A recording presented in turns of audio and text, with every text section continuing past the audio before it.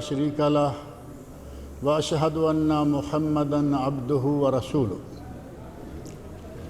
أما بعد فإن خير الحديث كتاب الله وخير الهدي هدي محمد صلى الله عليه وسلم وشر الأمور محدثاتها وكل محدثة بدعة وكل بدعة ضلالة وكل ضلالة في النار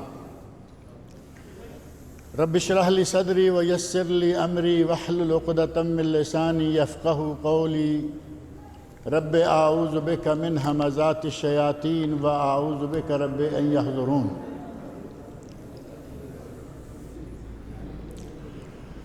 أعوذ بالله السميع العليم من الشيطان الرجيم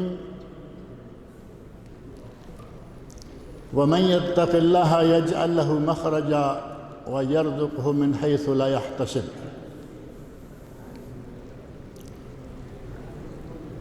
ہر قسم کی حمد و ثناء اور تعریف و توصیف اللہ رب العالمین کے لیے ہے جس نے ہمیں ان گنت نعمتوں سے نواز رکھا ہے۔ اس نے ہمیں انسان بنایا، مسلمان بنایا، حضرت محمد رسول اللہ صلی اللہ علیہ وسلم کا امتی بنایا اور ہمیں وہ دین عطا کیا جس دین کے مقابلے میں سابقہ ادیان میں سے کوئی بھی دین نہیں آ سکتا۔ تمام ادیان سے اعلیٰ، کامل اور مکمل دین اسلام، جس کے کام اور مکمل ہونے کی گواہی اللہ رب العزت نے خود آسمان سے دی۔ الیوم اکملت لکم دینکم واتممت علیکم نعمتی وردیت لکم الاسلام دینا۔ اللہ رب العزت نے ہمارے لیے اس دین کو پسند فرمایا ہے اور یہ اس حد تک کامل و مکمل ہے کہ اس میں بڑے سے بڑے مسئلے کا حل موجود ہے، چھوٹے سے چھوٹے مسئلے کا حل موجود ہے۔ کوئی دنیاوی معاملہ ہو تو اس کے بارے میں ہدایات موجود ہیں، اور اگر کوئی اخروی معاملہ ہے تو اس کے بارے میں معلومات موجود ہیں۔ دنیا و آخرت دونوں جہان کے لیے تمام تر مضامین، تمام تر ہدایات دین اسلام کے اندر موجود ہیں۔ یہ الگ بات ہے کہ کوئی عقل کا اندھا کہے کہ نہیں یہ بہت پرانا دین ہے، یہ دین فرسودہ ہو چکا ہے، پرانا ہو چکا ہے، ایسی باتیں کہی گئی۔ آپ کے علم میں ہوگا کہ بعض ایسے سیاستدان گزرے ہیں، انہوں نے کہا کہ یہ دین اسلام آج ہمارے چلنے کے لائق نہیں ہے، یہ پرانا ہو گیا ہے۔ حالانکہ اگر اس پرانے دین کو آج بھی ان پرانے لوگوں کی طرح اپنایا جائے تو آج بھی دنیا میں اگر سب سے معزز و مکرم کوئی قوم ہو تو وہ صرف مسلمان ہو۔ دوپہر کے وقت جب سورج آسمان پر چمک رہا ہو، آدمی کہے کہ سورج نہیں ہے تو پھر سورج کا قصور تو نہیں ہے نا، اسے اپنی آنکھوں کا علاج کروانا چاہیے۔ تمام تر تعلیمات، تمام تر ہدایات پر مشتمل یہ دین اسلام اللہ رب العزت نے ہمیں عطا فرمایا ہے۔ میں بعض دفعہ کہتا ہوں کہ اگر حکمرانی کرنے کا فن سیکھنا ہو تو قرآن کریم کے اندر موجود ہے، نبی اکرم صلی اللہ علیہ وسلم کی حیات طیبہ میں موجود ہے، اور اگر بول و براز کے آداب سیکھنے ہوں، بالکل ذاتی قسم کا، انتہائی پرسنل قسم کا مسئلہ ہے، اس کے بارے میں تعلیمات قرآن و سنت میں موجود ہیں۔ حدیث کی کوئی کتاب اٹھا لیں، آپ کو عموماً سب سے پہلے کتاب الطہارت، بعض کتابوں میں کتاب الایمان ہے، ورنہ نماز، طہارت اور نماز کا باب شروع ہوتا ہے۔ اتنی باریک تعلیمات موجود ہیں۔ ایک غیر مسلم صحابی سے کہتا ہے، سمیت ان صاحبکم یعلمکم حتی الخراء، بھئی میں نے تو سنا ہے کہ تمہارا یہ ساتھی، اس کی مراد نبی اکرم صلی اللہ علیہ وسلم سے ہے، میں نے سنا ہے کہ تمہارا یہ ساتھی تو تمہیں بول و براز، پیشاب پخانے کے طریقے کی بتاتا ہے۔ تو صحابی نے کہا ارے احمق، جب تک آپ نہیں آئے ہمیں بول و براز کے آداب بھی نہیں آتے تھے، آپ آئے تو آپ نے ہمیں آ کے سکھلایا۔ سنن ابو داؤد میں اسی طرح حدیث کی بعض دیگر کتب میں یہ باتیں موجود ہیں کہ لوگ جیسے ہی باہر نکلتے جہاں چاہتے کپڑا اٹھا لیتے، جہاں چاہتے قضاء حاجت کے لیے بیٹھ جاتے۔ یہ کمال اسلام کا ہی ہے کہ اسلام آیا تو اس نے آ کے بول و براز کے طریقے بھی بتائے۔ وہ دین جو اس حد تک کامل و مکمل ہے، اگر کہا جائے کہ آج کے حالات کے بارے میں اس میں کوئی تعلیمات نہیں ہے، کوئی معلومات نہیں ہے، تو کیا یہ بات معقول ہو سکتی ہے؟ آج اس وقت موجودہ دور میں مسلمان پوری روئے زمین پر پریشان ہیں، اس سے تو کوئی انکار نہیں کر سکتا۔ ہم مسلمان ہیں، ہمارا عقیدہ صحیح ہے، ہمیں کوئی پریشانی نہیں۔ حقیقت یہ ہے کہ اس وقت مسلمانوں پر دنیا تنگ ہو چکی ہے، اور کیا سمجھتے ہیں کہ اس میں نعوذ باللہ اسلام کا کوئی قصور ہے؟ نبی اسلام صلی اللہ علیہ وسلم کا کوئی قصور ہے؟ قصوروار کون ہے؟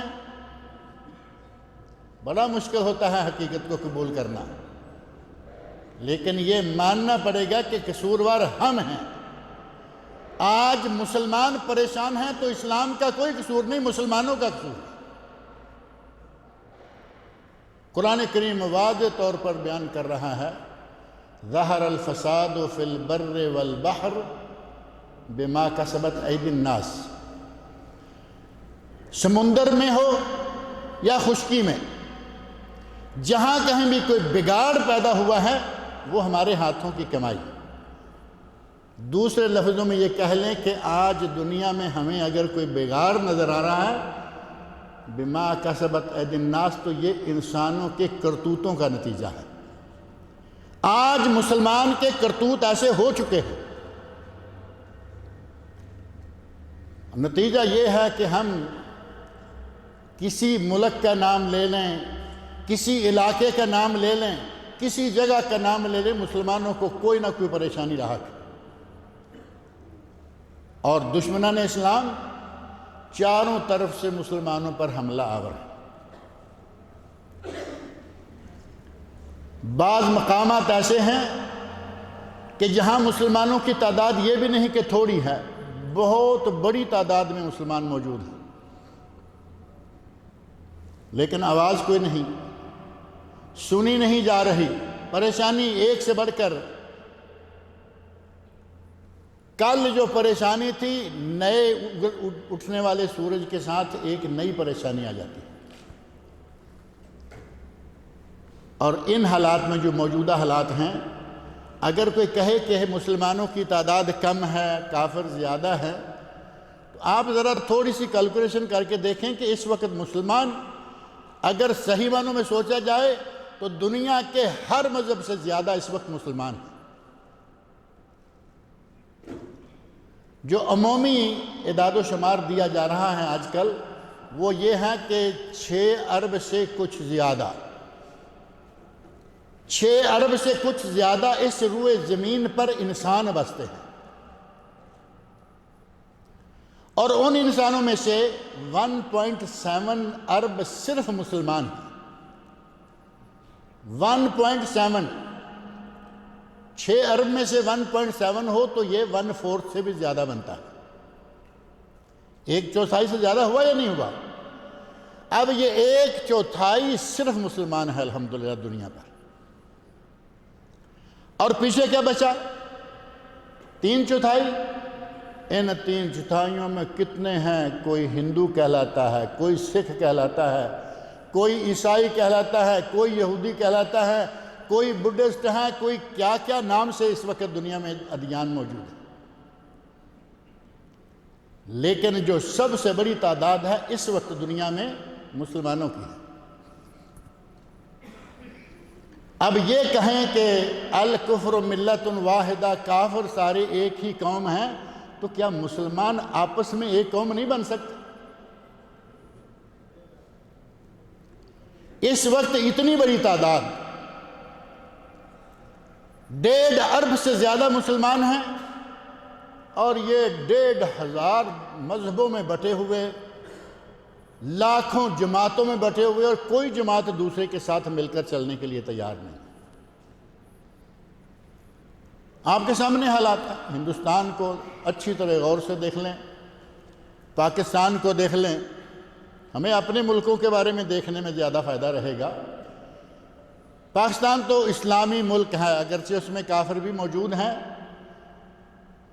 اور مسلمان ایسے ہیں کہ علامہ اقبال نے کہا تھا، میں نے یورپ میں کافروں کے اخلاق مسلمانوں کے اخلاق والے کافر دیکھے۔ بات پہ غور کریں، میں نے یورپ میں مسلمانوں کے اخلاق والے کافر دیکھے ہیں، اور ہندوستان میں کافروں کے اخلاق والے مسلمان دیکھے۔ اصول کی پابندی، وعدے کا پاس، عہد کی پاسداری، یہ چیزیں آج کافروں میں مسلمانوں سے زیادہ ہو گئی۔ اس کو چھوڑ دیجئے، ہمیں یہ دیکھنا ہے کہ ہمارے پاک و ہند میں محض مسلمان کی جو ایک تعداد ہے، اس تعداد میں کتنی جماعتیں ہیں۔ مذہبی جماعتیں الگ ہیں، اور پھر سیاسی جماعتیں الگ ہیں۔ ہندوستان میں بے شمار جماعتیں ہیں، پاکستان میں بے شمار جماعتیں ہیں۔ کچھ جماعتیں ایسی ہیں کہ وہ سوائے اپنے کسی دوسرے کو مسلمان ہی نہیں سمجھتے۔ ایسے لوگ ہیں یا نہیں ہمارے یہاں؟ وہ سمجھتے ہیں کہ ہم مسلمان ہیں، ہمارے علاوہ کوئی مسلمان نہیں ہے۔ عجیب قسم کے یہ مسلمان ہیں، انگلیوں پہ گنے جا سکتے ہیں، صرف ہم ہی مسلمان ہیں، دوسرا کوئی مسلمان۔ اور ان کے گندے آنڈے سعودی عرب میں موجود ہیں، امارات میں موجود ہیں، کویت میں، بلکہ یوں کہیں کہ مختلف ملکوں میں پھیلے ہوئے ہیں۔ اور ان کی پکی نشانی کیا ہے؟ آپ لوگوں نے مطالعہ تو کیا ہی ہوگا، کہیں کہیں کسی کا واسطہ بھی پڑتا ہوگا۔ جو آدمی مسجد میں نماز نہ پڑھے اور کہے کہ میری ان کے پیچھے نماز نہیں ہوتی، اپنے گھر میں نماز پڑھے اکیلا، یہ اس پارٹی کا آدمی ہے جو کہتے ہیں کہ ہم مسلمان ہیں، ہمارے علاوہ کوئی مسلمان نہیں۔ کیا کریں، اپنے آپ کو مسلمان کہلوانے والی ایک جماعت وہ ہے جو کہتی ہے کہ ہم مومن ہیں۔ شیخ صاحب، ہم مومن ہیں اور باقی سارے منافق، یہ بھی تو مسلمانوں کے کھاتے میں ہیں یا نہیں؟ وہ اپنے سوا کسی کو مومن مسلمان سمجھنے کو تیار نہیں، حتیٰ کہ نعوذ باللہ صحابہ کرام کو بھی منافق کہتے ہیں۔ چند نام انگلیوں پہ گن لیں، کہیں گے کہ یہ لوگ ایک پنجتن پاک، 5 تو یہ ہو گئے، سلمان فارسی رضی اللہ عنہ، صہیب رومی رضی اللہ عنہ، بلال حبشی رضی اللہ عنہ، اور چند ایک نام اور لیں گے، ان کے نزدیک صحابہ کرام کی تعداد ختم ہوگی، باقی سارے نعوذ باللہ منافق۔ جس قوم میں اس قسم کے مسلمان بھی ہوں گے اور مسلمان کہلوائیں گے، اس قوم کے ساتھ جو آج کل ہو رہا ہے کیوں نہیں ہوگا؟ اور اگر حقیقت پوچھیں تو یہ وہ لوگ ہیں جنہوں نے مسلمانوں کو دنیا بھر میں ہر کافر قوم اور ہر کافر مذہب سے زیادہ نقصان پہنچایا ہے۔ ان کی گنتی ہمارے اندر ہوتی ہے کہ یہ مسلمان ہیں، اور مسلمانوں کو سب سے بڑے نقصان پہنچانے والے یہ ہیں۔ تاریخ کھول کر دیکھیں، جب سے یہ لوگ وجود میں آئے ہیں، یا یہ کہیں کہ جب سے یہ جماعت وجود میں آئی ہے، جہاں کہیں بھی مسلمانوں کے ساتھ دھوکہ ہوا، جہاں کہیں مسلمانوں کے ساتھ غداری ہوئی، جہاں کہیں مسلمانوں کے ساتھ بے ایمانی ہوئی اور مسلمان شکست سے دوچار ہوئے، مار پیٹ پڑی، قتل و غارت ہوئی، دیکھیں گے تو پیچھے ہاتھ اسی جماعت کا نکل آئے گا جو صرف اکیلے مسلمان ہیں، جو اپنے سوا کسی کو مومن سمجھنے کو تیار نہیں ہے۔ اس کو بھی چھوڑ دیں۔ شیخ الاسلام ابن تیمیہ رحمۃ اللہ نے ایک منہاج السنہ نام کی کتاب لکھی ہے، بڑی مفصل۔ اس کتاب میں انہوں نے بہت ساری تفصیلات ذکر کی، اور ایک جملے میں اگر کہا جائے تو انہوں نے کہا کہ انہیں مطلقاً مسلمان نہیں کہا جا سکتا، اور نہ ہی انہیں مطلقاً کافر کہا جا سکتا۔ تو یہ کون لوگ ہوئے؟ نہ یہ مسلمان ہیں، نہ یہ کافر ہیں۔ اب ان کو یہی ایک نام دیا جا سکتا ہے کہ دنیا میں اسلام کا نام لے کر مسلمانوں کو نقصان پہنچانے والے یہ لوگ ہیں۔ ان کے علاوہ ہماری اپنی جماعتیں جو اپنے آپ کو بہت ہی پرہیزگار، نمازی اور یہ اور وہ نام دینے والے، ہمارے لوگوں کے مابین بڑی مشہور جماعتیں آپس میں ایک دوسرے کو مسلمان سمجھنے کو تیار نہیں۔ باقاعدہ تحریری طور پر کتابیں موجود ہیں کہ یہ جماعت، یہ فرقہ کافروں کا ہے۔ 1.5 ارب تو ہم ہیں، 1.5 ارب سے زیادہ ہیں، لیکن ہمارا حال یہ ہے۔ مختصر سا آپ نے اس سے اندازہ لگایا ہوگا کہ ہم مسلمان ہیں تو کس طرح کے مسلمان ہیں۔ اللہ رب العزت نے سچ فرمایا کہ ہم اپنے کرتوتوں کی وجہ سے اس دنیا میں بگاڑ دیکھ رہے ہیں۔ ہندوستان مسلمانوں کی بہت بڑی تعداد والا ملک ہے یا نہیں ہے؟ پاکستان سے زیادہ مسلمان ہندوستان میں ہیں،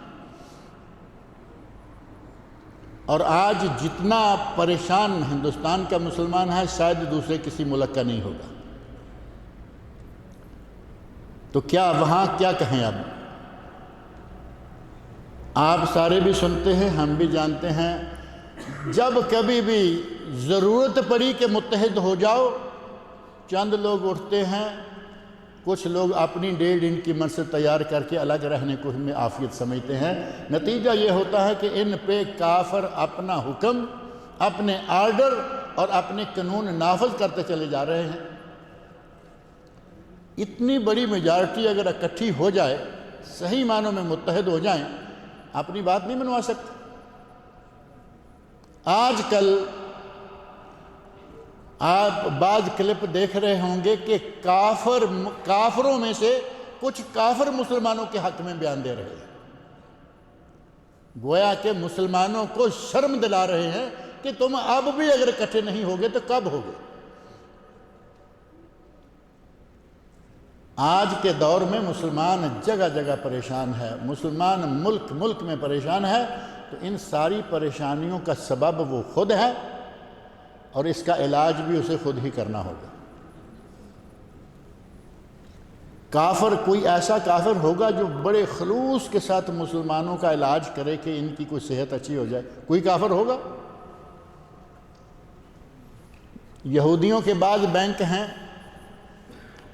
کہتے ہیں جی وہ بینک والے کہہ رہے ہیں کہ ہم قرضے دیتے ہیں بلا سود، بینکوں کے اصل مالک وہ ہیں۔ سوچا جا سکتا ہے کہ وہ مسلمانوں کو بلا سود قرضے دیں گے۔ نام کیا لیتے ہیں؟ پیپر ورک کے طور پر کچھ لے لیں گے، مسلمانوں کو سود کھلانے کے لیے، حرام کھلانے کے لیے بلا سود کر۔ آپ یہ سوچ بھی سکتے ہیں کبھی کہ یہودی یا عیسائی ہو اور وہ مسلمانوں کی خیر خواہی کرے گا؟ کبھی ممکن ہے ایسا؟ یار کوئی جواب تو دے دو، آپ اتنے لوگ بیٹھے ہوئے ہیں۔ سوچا بھی نہیں جا سکتا کہ کوئی کافر مسلمانوں کا حمایتی دل سے ہوگا۔ اس کے باوجود بعض آوازیں اٹھ رہی ہیں، کہیں سکھ کھڑا ہے، وہ مسلمانوں کے ساتھ اپنے آپ کہہ رہا ہے کوئی نکلے نہ نکلے میں تمہارے ساتھ ہوں۔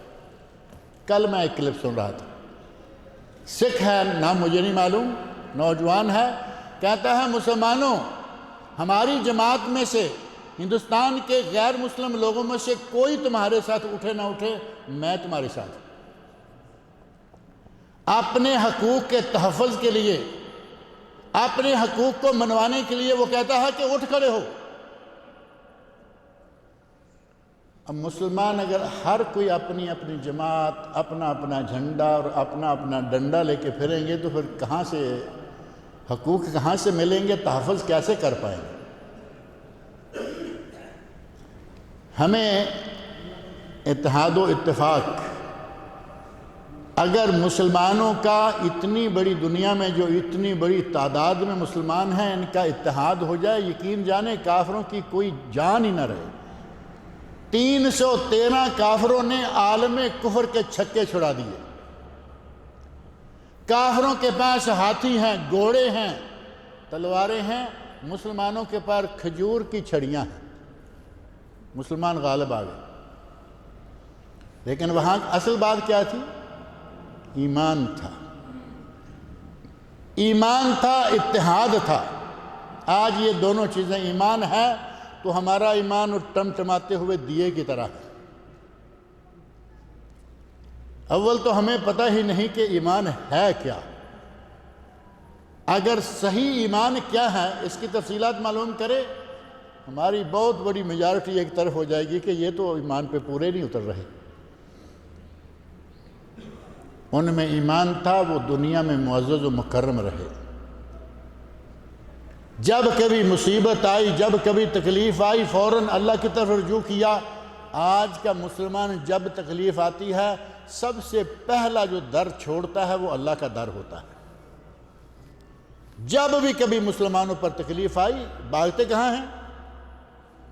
لاہور والے داتا دربار پر، دلی والے نظام الدین اولیاء پر، گلبرگہ ان کے پاس کون ہے؟ بندہ نواز گیسو دراز۔ سب سے پہلے جو بھولتا ہے ان کو تو اپنا اصل مقام بھولتا ہے، رب بھول جاتے ہیں۔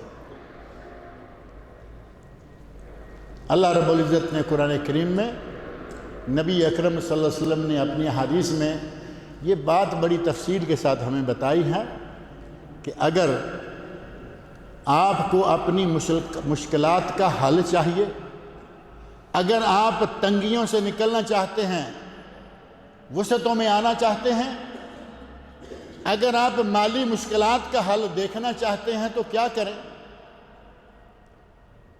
آیتیں غالباً شیخ صاحب بھی وہی پڑھ رہے تھے جو میں نے پڑھی ہے، سورۃ طلاق کی آیت نمبر 2 کا آخری حصہ اور آیت نمبر 3 کا پہلا حصہ۔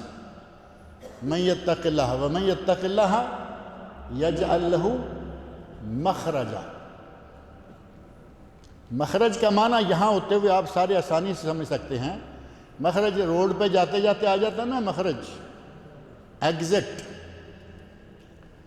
اگر کسی نے تنگی سے، کسی نے مشکل سے نکلنے کا راستہ اختیار کرنا ہے تو کیا کرے؟ تقوی اختیار کرے۔ وَمَن يَتَّقِ اللَّهَ يَجْعَل لَّهُ مَخْرَجًا۔ اللہ رب العزت اس کے لیے ایک بنا دے گا، اس تنگی سے نکل کر آسانی میں چلا جائے گا۔ وَيَرْزُقْهُ مِنْ حَيْثُ لَا يَحْتَسِبُ، اور اللہ اسے وہاں سے رزق دے گا کہ جہاں سے کبھی اس نے سوچا بھی نہ تھا، اس کے وہم و گمان میں بھی نہیں تھا کہ مجھے وہاں سے بھی روزی مل سکتی ہے۔ اور ایک حدیث نبی اکرم صلی اللہ علیہ وسلم کی ہے، آپ ارشاد فرماتے ہیں، من لازم الاستغفار جعل اللہ لہ من کل ہم فرج ومن کل ضیق مخرج ورزقہ من حیث لا یحتسب۔ اگر کوئی آدمی توبہ استغفار کو اپنا وظیفہ بنا لے، اللہ ہر تنگی سے آسانی دے دے گا، ہر تنگی سے آسانی، ہر پریشانی اور غم سے نجات، اور فراوان رزق عطا کرے گا۔ نبی اکرم صلی اللہ علیہ وسلم کا ارشاد قرآن کریم کی ایک حدیث، ایک آیت، ہماری آج کے دور کی جتنی بھی پریشانیاں ہیں ان سب کا حل موجود ہے۔ قرآن کریم میں نبی اکرم صلی اللہ علیہ وسلم کی حدیث میں یہ حل موجود ہے۔ پچھلے دنوں ایک حل کسی نے اپنے بڑے بزرگ اس کی طرف سے بھی وائرل کیا تھا۔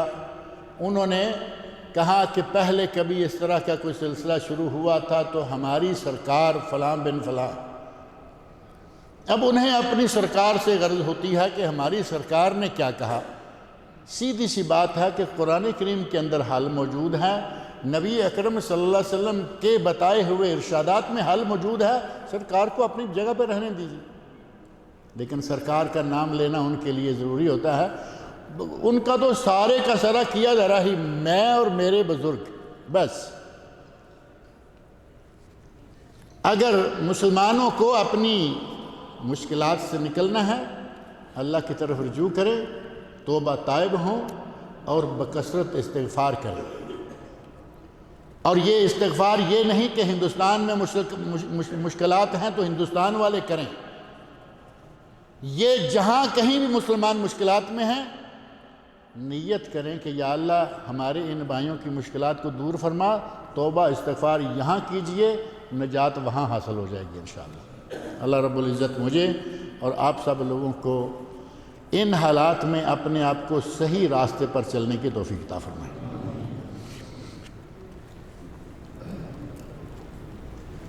اب سوال و جواب کا سیشن ہے. پہلا سوال یہ ہے کہ اگر کسی مصلی کی، ایک بات یہاں مجھے مصلی پڑھ کے آتا ہے کہ ہمارے پاکستان میں مصلی پتہ ہے کس کو کہتے ہیں؟ پاکستان میں مصلی یہ جو گندگی صاف کرنے والے ہیں ان کو کہتے ہیں. تو لینگویج کے ساتھ یہ فرق پڑتا ہے. اصل میں انہوں نے صلاۃ، بعض لوگ بڑی سختی کے ساتھ یہ کہتے ہیں کہ نماز نہیں کہنا، صلاۃ ہی کہنا ہے. تو وہ نمازی کہنے کی بجائے ظاہر ہے کہ وہ مصلی کہیں گے. تو کہتے ہیں کہ مصلی کی فرض نماز کی پہلی 2 رکعتیں امام کے ساتھ چھوٹ گئی ہوں تو جب وہ بعد میں اٹھ کر 2 رکعتیں پڑھے گا تو اس میں سورہ فاتحہ کے ساتھ دوسری صورت ملائے گا یا نہیں ملائے گا.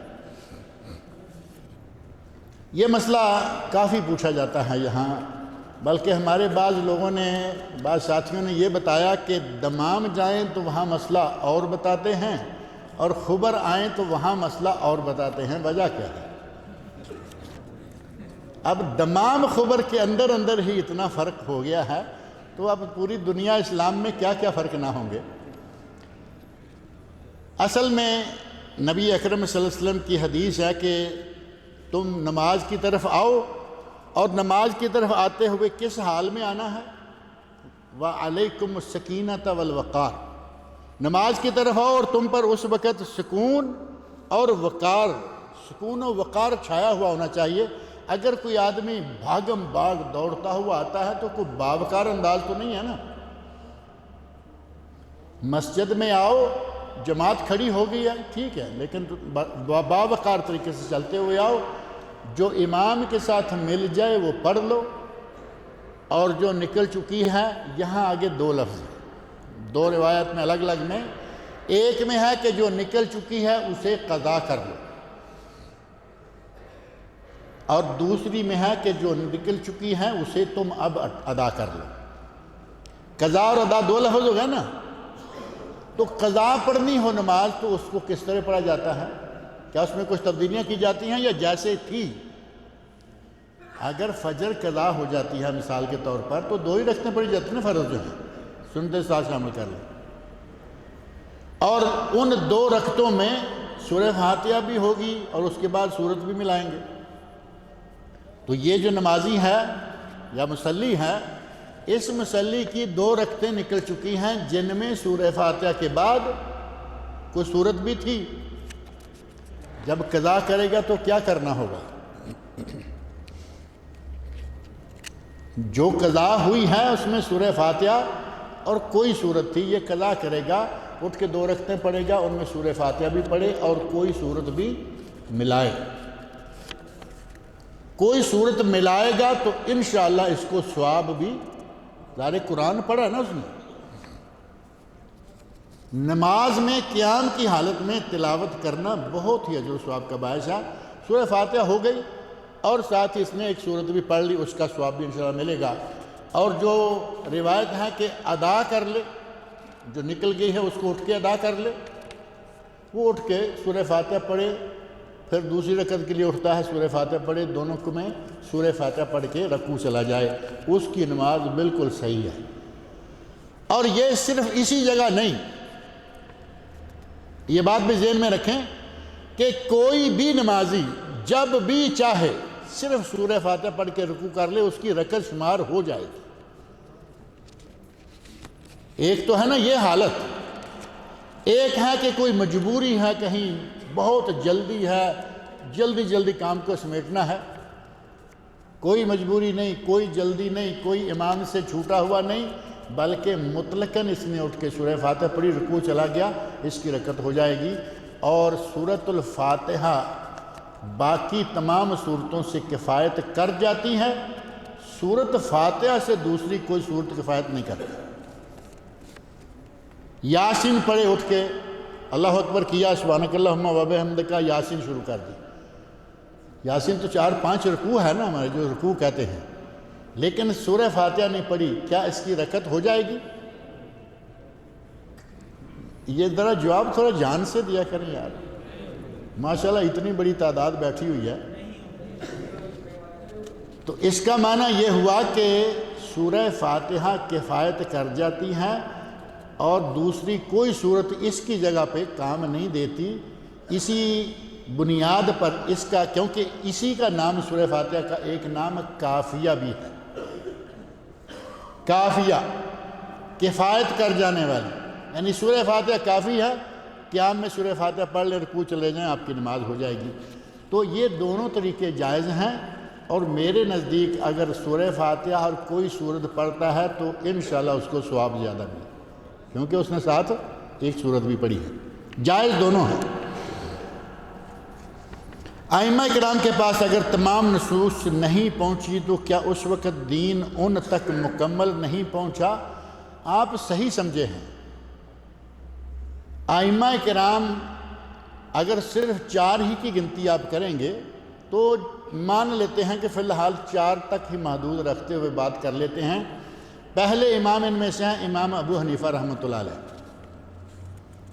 اس وقت تک ابھی جمع و تدوین حدیث کا کام اچھے پیمانے پر نہیں ہوا تھا۔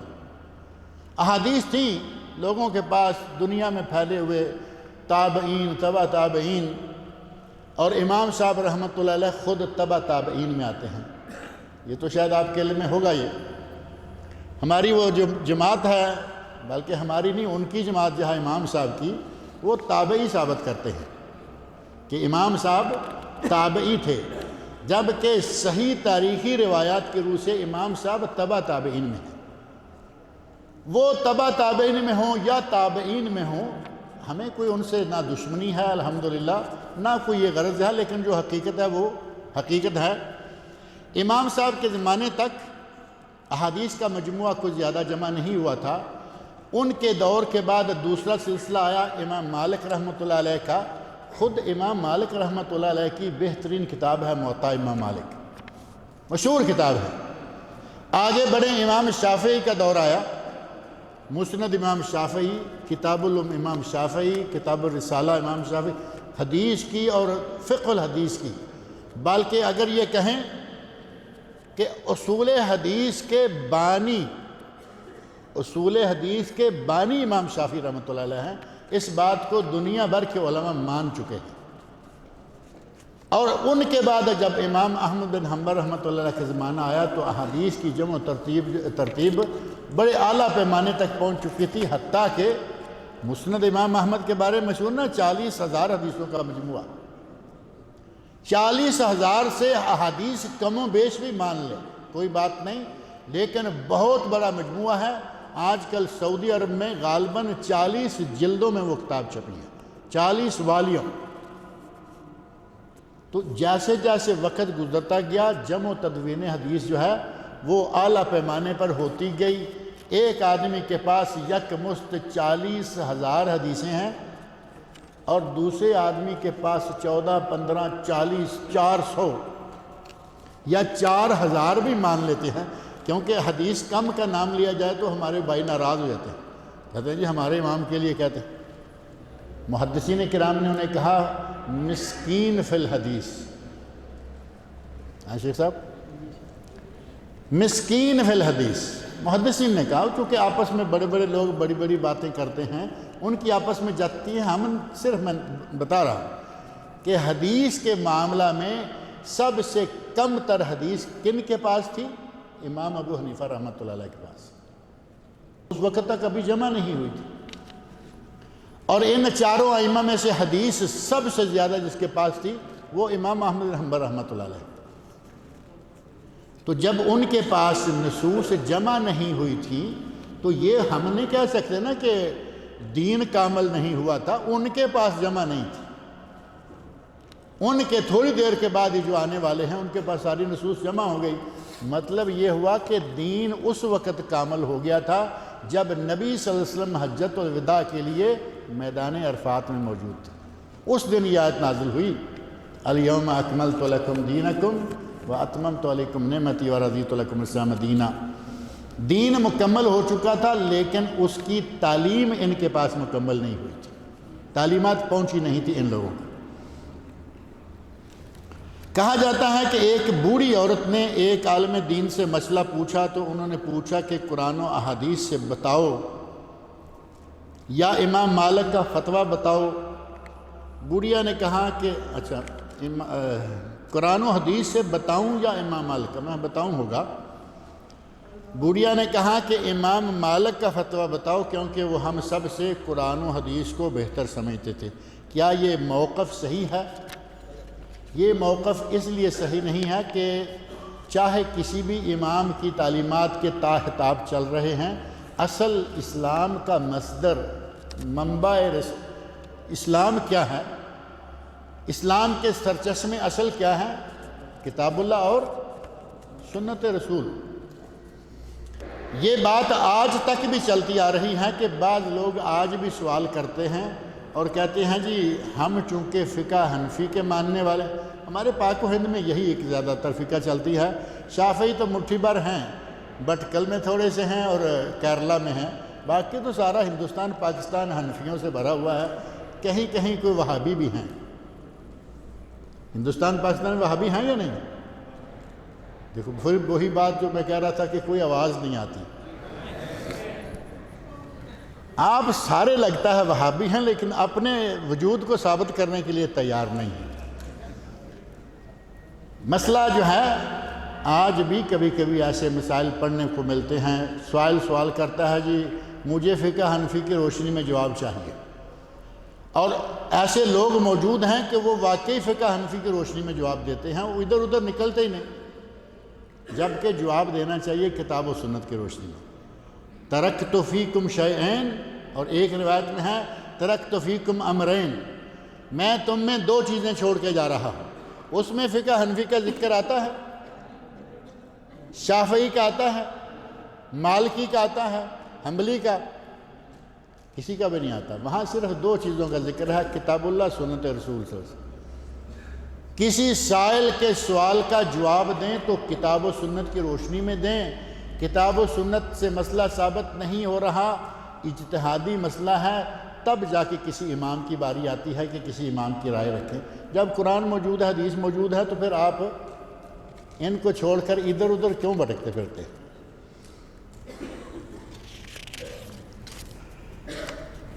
میری بیوی میرے باپ کو خدمت کرنا کیا حکم دیتا ہے؟ میرا خیال یہ پوچھنا چاہتے ہیں کہ میری بیوی میرے باپ کی خدمت کرے یا نہ کرے، اسلام کیا حکم دیتا ہے، جبکہ میرے والدین کا میرے سوا کوئی سہارا نہیں اور میں ساتھ میں رکھنا چاہتا ہوں۔ پہلی بات اور صحیح تر بات یہ ہے کہ بیوی کے فرائض میں سے یہ تو نہیں ہے کہ وہ اپنے ساس سسر کی خدمت کرے، بیوی کے فرائض میں یہ نہیں، اس کو ایک طرف رکھ دیجئے۔ دوسری بات ذہن میں رکھیں کہ اگر شوہر ناراض ہو جائے اور رات بھر ناراض رہے تو ساری رات فرشتے اس عورت پر لعنت برساتے رہتے ہیں۔ شوہر نے کہا کہ میرے بابا کے لیے چائے بنا دو، کہے کہ میں تیرے باپ کی خدمت کی پابند نہیں، شرعی طور پر، شوہر راضی ہوگا یا ناراض ہوگا؟ اور صبح تک عورت پہ لعنتیں آئیں گی یا نہیں؟ بے شمار فرشتوں کی لعنت۔ خواتین آج کل پڑھی لکھی خواتین اس طرح کے مسائل بڑے اٹھا رہی ہیں، یہ ساس سسر کی خدمت ضروری نہیں۔ بالکل ٹھیک ہے، ساس سسر کی خدمت ضروری نہیں اگر شوہر طلب نہیں کرتا۔ جب شوہر طلب کر رہا ہے، شوہر کی نافرمانی کرتے ہوئے ساس سسر کو چھوڑیں گے؟ آپ نے ساس سسر کو نہیں چھوڑا، اپنے شوہر کی نافرمانی کر۔ اور نبی اکرم صلی اللہ علیہ وسلم ارشاد فرماتے ہیں اگر غیر اللہ کو سجدہ جائز ہوتا تو میں بیوی کو حکم دیتا کہ وہ اپنے شوہر کو سجدہ کرے۔ کہاں سے لائیں گے اب اس کا جواب؟ آپ بیوی کے اپنے شوہر کے والدین کی خدمت ضروری نہیں سمجھتے، کوئی بات نہیں، لیکن اپنے شوہر کی بات تو مانیں، وہ کہہ رہا ہے ان کی خدمت کریں۔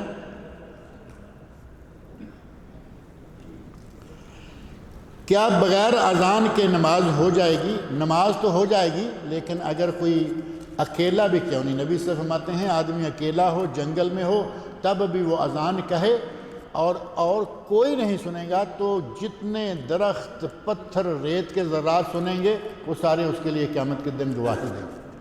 اور کیا چاہیے؟ فرض نہیں، لیکن اذان کہہ کے نماز پڑھنی چاہیے۔ آج کے انڈیا کے جو حالات ہیں ان میں ایک مسلمان کا کیا رد عمل ہونا چاہیے؟ ابھی تک آپ یہ طے نہیں کر پائے کہ مسلمان کا رد عمل کیا۔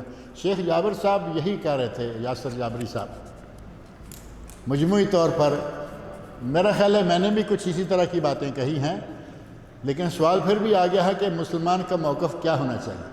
مسلمانوں کا موقف کہاں سے اور تلاش کریں گے آپ؟ مسلمانوں کو چاہیے کہ مل جائیں، اپنے علماء کرام کے ساتھ لگ جائیں، اور علماء کرام کو چاہیے کہ وہ مل جائیں، ایک جماعت ہو کر ان کے سامنے کھڑے ہو جائیں، وہاں کچھ انشاءاللہ تعالی مشکل پیش نہیں آئے گی۔ بیمہ پالیسی جائز ہے یا نہیں؟ بیمہ، انشورنس، تامین جو ہے وہ جائز نہیں ہے، کیونکہ تامین ہے گیمبلنگ، جوا، سود اور جوا ملا کے انہوں نے یہ تامین کا سلسلہ یا بیمے کا سلسلہ جب وہ شروع کیا ہے، یہ جائز نہیں ہے۔ کئی لوگ اگر کہیں نا کہ یہ جائز نہیں تو جٹ سے کہہ دیتے ہیں جی اس وقت تک گاڑی تمہارے نام نہیں ہوگی جب تک تم بیمہ نہیں کراؤ۔ جو چیزیں آج کسی حکومت نے ضروری کر رکھی ہیں اور آپ وہاں رہ رہے ہیں، وہ ہماری ذمہ داری تو نہیں رہی نا۔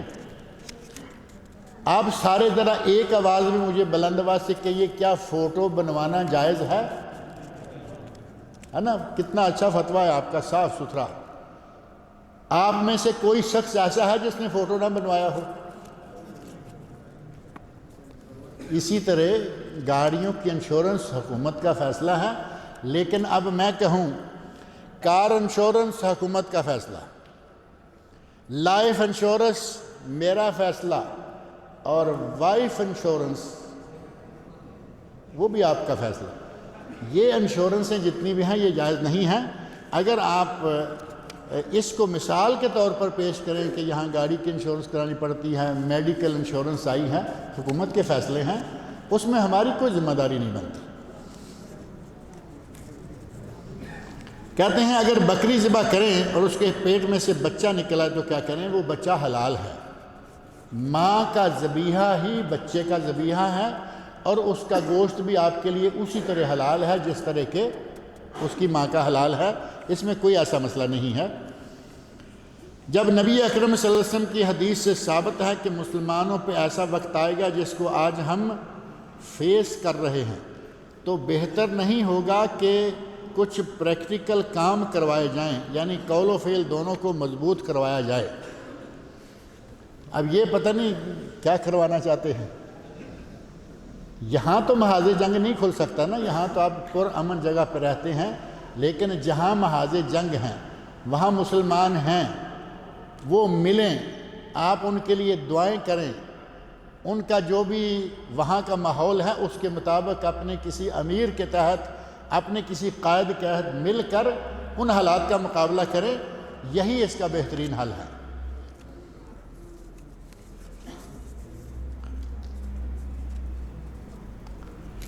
اگر غلطی سے فی البدی تقریر میں الفاظ کے چناؤ سے غیر اخلاقی لفظ نکل جائے جس سے نبی صلی اللہ علیہ وسلم کی گستاخی کا پہلو نکلتا ہو تو اس پر گناہ ہوگا یا نہیں؟ ایسے آدمی کو توبہ کر لینی چاہیے، معافی مانگ لینی چاہیے اللہ رب العزت سے، چونکہ فی البدی تقریر میں غیر ارادی طور پر، اور غیر ارادی طور پر تو اللہ رب العزت نے قرآن کریم میں فرمایا لا یؤاخذکم اللہ باللغو فی ایمانکم، اللہ تمہاری لغو قسموں پر تمہیں نہیں پکڑے گا۔ کچھ لوگوں کی عادت ہے نا، قسم ہے قسم ہے قسم ہے، وہ پتہ بھی نہیں کہ میں قسم کھا رہا ہوں۔ اگر غیر ارادی طور پر کوئی کام ہو جاتا ہے تو اس پر انشاءاللہ پکڑ نہیں، لیکن جیسے ہی ہوش آ جائے کہ مجھ سے کوئی گستاخی ہو گئی ہے، فوراً اللہ کی طرف رجوع کرے، اللہ تعالیٰ سے معافی مانگے۔ کہتے ہیں مروان بن حکم صحابی تھے؟ نہیں تھے، یہ بہت بعد کے ہیں۔ سبھی حضرات کو سلام، سبھی تعریف اللہ کے لیے ہے۔ میرا سوال یہ ہے کہ آج کے دور میں ہو رہے مسلمانوں پر ظلم یعنی مصیبتیں اور آسانیاں، آپ کے جوابات میرا خیال ہے شیخ یاسر صاحب دے چکے ہیں کہ آج کے دور میں جو مصیبتیں پریشانیاں آ رہی ہیں ان کا حل کیا ہے، اور اسی سلسلہ میں تھوڑی سی بات میں نے بھی کہی ہے۔ شیخ اذان کے لیے تھوڑا سا رک جائیں گے۔